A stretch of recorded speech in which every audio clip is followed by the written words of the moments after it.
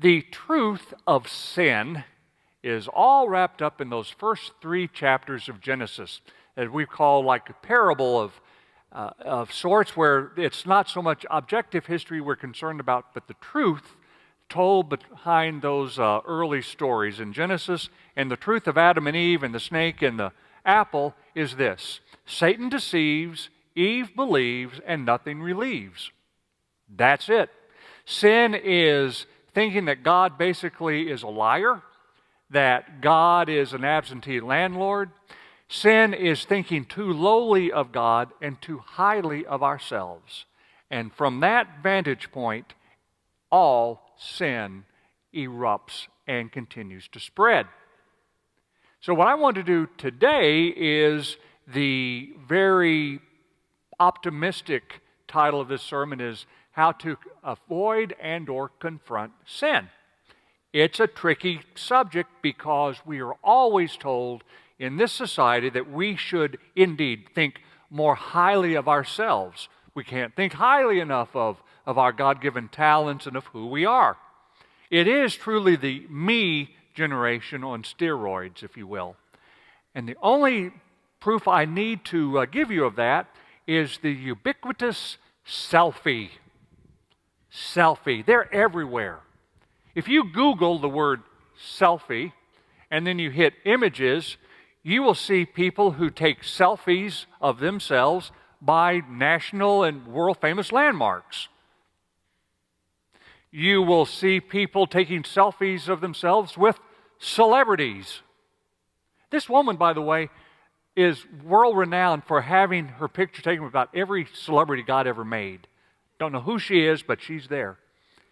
We even take selfies with our animal friends. How you get a moose to smile is beyond me. But if you can take a selfie, you'll make a moose smile. It's just who we are. We're like there's a part of us like the peacock that spreads his tail feathers to try to attract a mate, saying, "Look at me, look at me." It's who we are. If there were smartphones and selfies back in Jesus' day, then there's a group of people who would have taken a whole lot of selfies. They are the Pharisees. Listen to what Jesus said about them after he saw this selfie. Stretch your imagination a bit. Jesus said to his disciples, "The Pharisees sit on Moses' seat. Therefore, you must take care to do everything they say, but don't do what they do.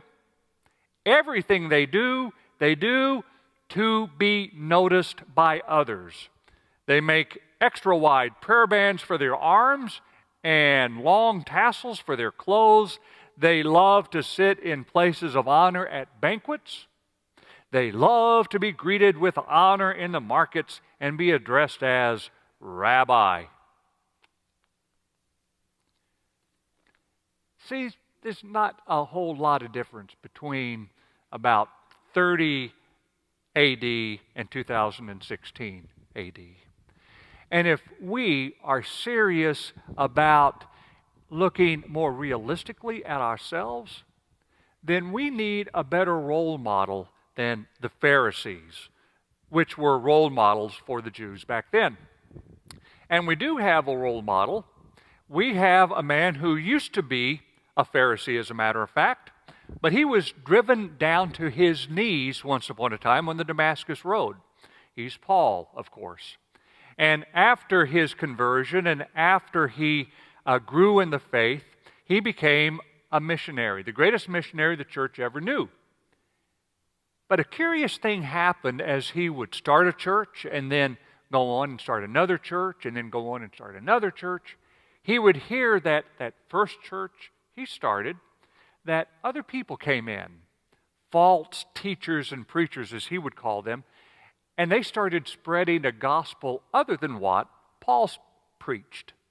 For example, there's one group that said, yeah, Paul was right about if you have faith, then you're saved, but you know what that means? If you have faith and you're saved, then that means you can do anything you want. There is no law. There is no responsibility you have to one another. So just Enjoy it. Eat, drink, and be merry, and be faithful. That's all it takes.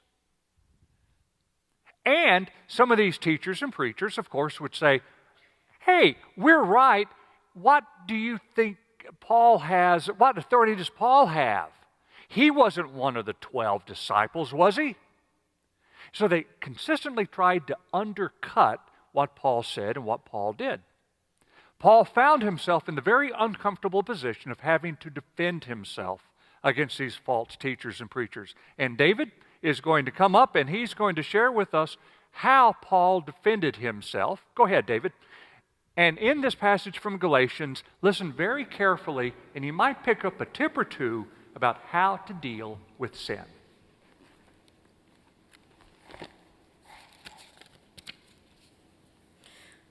Am I trying to win over human beings or God? Am I trying to please people? If I were still trying to please people, I wouldn't be Christ's slave. Brothers and sisters, I want you to know that the gospel I preached isn't human in origin. I didn't receive it or learn it from a human, but it came through a revelation from Jesus Christ. You heard about my previous life in Judaism, how I severely harassed God's church and tried to destroy it.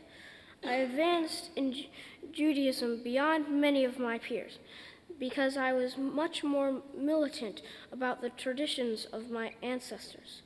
But God has set me apart from birth and called me through his grace. He was pleased to reveal his Son to me that I might preach about him to the Gentiles. I didn't immediately consult with any human being. Before God, I'm not lying about the things I'm writing to you. Then I went into the regions of Syria and Sicily, but I wasn't known personally by the Christian churches of Judea. They only heard reports about me. The man who used to harass us now preaches the faith he once tried to destroy. So they were glorifying God because of me. Thank you, David. Now, if you listen very carefully to David's reading of that passage, there is one verse that should have stood out to you. God set me apart by grace. It's so easy, isn't it, in our jobs or in our churches or in our schools to think of ourselves as pretty proud of our accomplishments. And of course, there's a degree of truth to that. But when you think about it, all we are, how we think, what our talents are all given to us. And Paul knew that. And he said, all that I have said to you, it's not my doing. God has done it. God set me apart. The fact of the matter is, if we are to really be serious about dealing with this destructive nature that's in our hearts, this tendency towards self-aggrandizement and selfishness, we always have to, first and foremost, as you see on the screen, point to someone greater than us. Know our dependency upon someone greater than us. That's what Paul did. He had to always understand that even in the darkest times, when he started doubting himself, when he got this message again that these false teachers and preachers were doing what they were doing, instead of giving up or giving in, he had to stop and to say, this is God's doing, not mine. I will do my best. If I make mistakes, God is in control, and I yield to God. Always, Paul pointed to someone greater than himself. And you know, when someone does that, do you know what power that person has? It's called the power of authenticity. Power of authenticity. It gives you a lot of strength. If there's any reason, as people say, for the surprising popularity of a Donald Trump or a Bernie Sanders, it's because they convey a sense of authenticity. That what they say is not first filtered through political correctness or focus groups. What they say comes from the heart. It seems genuine, whether you stand where they stand on the issues, beyond the point. It's the sense of their honesty, their straightforwardness. A Trump supporter was interviewed, and she was asked if there is some other Republican nominee for president other than Donald Trump, would you vote for that person? And she said no. Well, who would you vote for? I'd vote for Bernie Sanders. What if Sanders isn't the Democratic nominee? Then I'm not voting. Do you understand how attractive and how powerful being authentic is? And for the Christian, in every situation of temptation, to be able to understand that these are lesser callings compared to your higher calling, the calling of someone greater than yourself to lead a life of sacrifice and of service and of compassion and of hope. The first defense against sin is to, at that moment, to humble yourselves and to understand that there is the author of life, someone greater than you. That person is a creator. You are the created. Remember your place. Which is the second thing that Paul would say to us in today's passage. Because as Paul dealt with these people who would lie about him and would undercut all of his hard work, he really got mad. As a matter of fact, earlier in Galatians, I think it's the 2nd chapter, Paul lays out some of his opponents. He does not mince words. And you can just imagine Paul, with his anger, almost hatred, writing what he thought about these people. And the quills never had erasers. They didn't. And if you were to read his letters, you have to understand that he would just follow a train of thought, and since he couldn't erase, he'd just sort of stop and go on. I still have headaches reading Paul from the memories I have of New Testament classes on him because of that. And I believe that he would write his anger about someone, and then he would stop and say, why am I so angry? You know why he was angry? Because he slipped into thinking of himself more highly than he should. He started taking it personally. He started thinking, what are they doing to me? No. What they were doing was simply they were being tacky. They were doing what they were doing. He needed to recall his higher calling, that his authority was in God. And he also needed to remember his place. And by remembering his place and his own weakness, if you will, that was when he would be able to put his blood pressure down and not to sin himself against these people who really were his enemies. He always had to remember that when he said, God set me apart by grace, that there was that little part in him that said, well, you know why he set me apart? Because I'm special. Because I have a good personality. I have talent. He always had to fight that.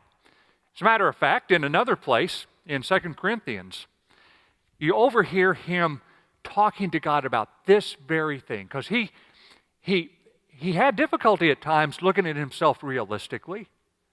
And so he says in 2 Corinthians, the 12th chapter, a dialogue that he had with God. He said, if I wanted to brag to you all, I wouldn't make a fool of myself because I tell the truth.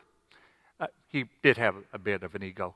I'm holding back from bragging so that no one else will give me any more credit than what anyone sees or hears about me. I was given a thorn in my body because of the outstanding revelations I've received so that I wouldn't be conceited.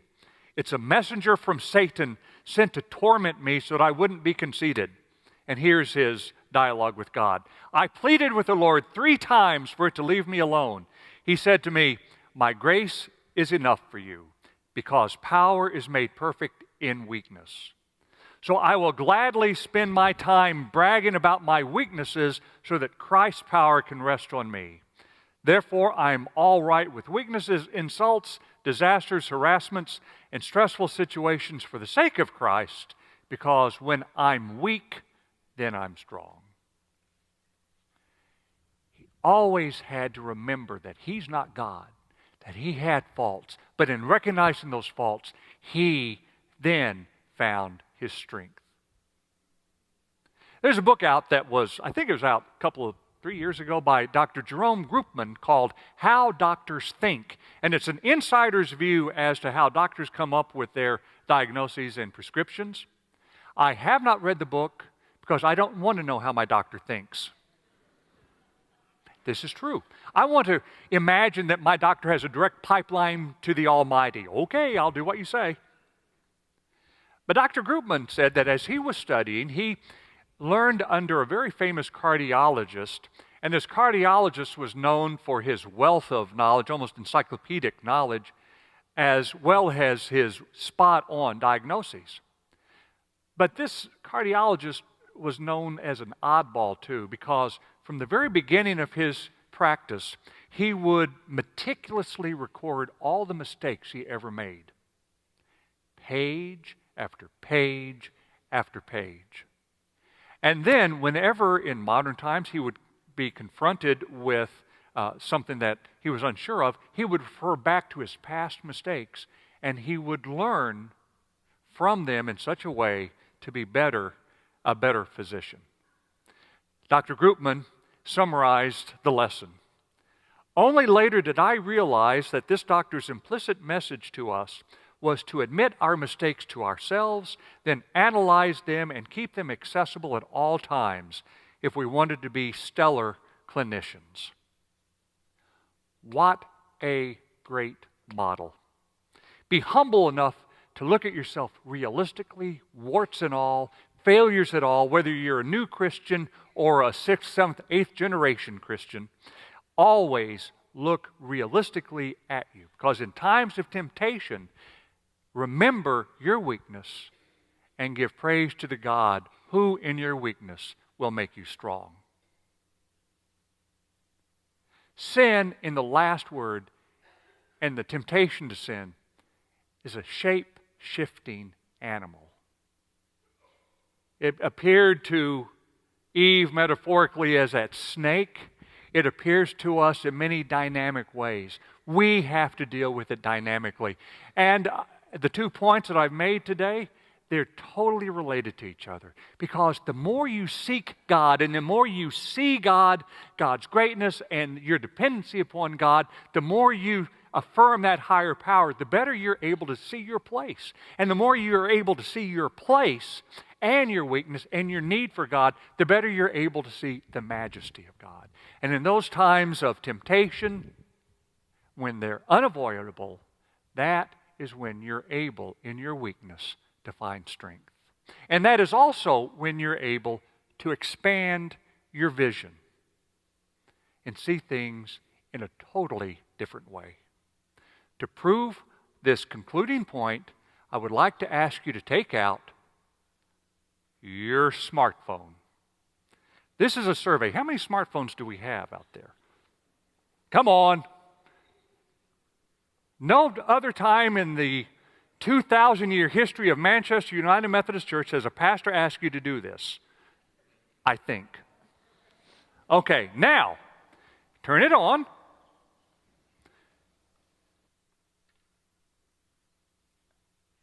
And prepare to take a selfie. Make sure, this is not how you take a selfie. I thought of that once. Get ready, okay? Get them up there, come on. I'm your pastor, you got to do what I say. Okay? Now, be sure that you have yourself right there now. Turn your camera to the side or up. Get yourself out of the picture. And when you have a perfect picture with yourself not in it, take it. Did you do it? If you didn't, I want to talk to you later. You see, when you look at God with clear eyes, acknowledging God's greatness, and when you understand yourself and your limitations, that is when you're able to see your brothers and sisters around you, and you'll be amazed at the fact that you're not in the picture. And when you're not in the picture, your brothers and your sisters especially look beautiful, because these are your greatest resources of all to deal with the challenge of Christian discipleship today. When you leave this place, look at your brothers and sisters and give thanks to God for them, for they are reflections of God's inexpressible gift of Jesus Christ. Amen. You may now put your phone away, by the way.